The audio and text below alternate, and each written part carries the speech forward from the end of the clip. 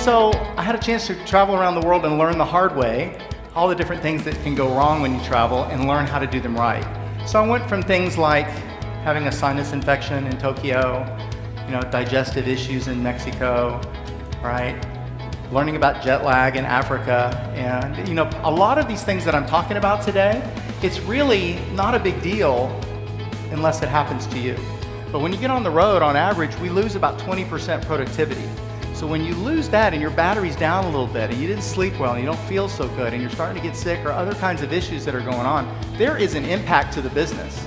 Is there an impact to your business? Just watched John give his travel tips presentation, and it was extremely beneficial. I would recommend it to anyone who's traveling domestically or internationally.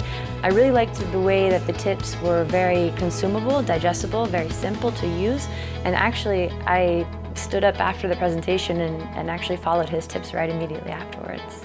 So if you want to drink about 20 to 30 minutes before you eat, that's great. It'll actually help you not be as hungry, because a lot of time, hunger is really just dehydration that's masked. So if you'll drink before and then during the meal, this includes wine and everything else, a little bit, not too much. Just be mindful of that, because the key here is how can I help my body to digest as effectively as possible, because if I do, I'll have a much better chance of sleeping that night. Well, the tricky part in all of this is that you have to plan ahead in prevention, right? So if I'm starting to feel something, I've got to act quickly. So as soon as you start to feel the scratchy throat, I'm not feeling good, you got to have your supplements and start taking things, because you only have like a few hours to really get it early, and the sooner you get it, the more effective it will be for you. I had the pleasure to listen to the travel tips of John, and I can say they are really pragmatic and based on real experiences. So I really recognize clearly the symptoms that I am also experiencing when traveling.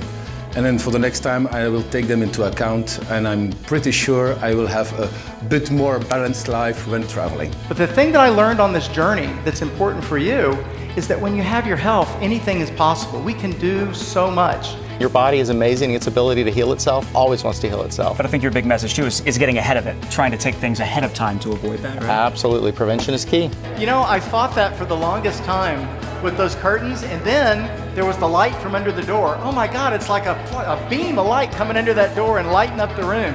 So I'd stick towels under there. And then I got smart and I just got an eye mask, and now it doesn't matter what's in the room.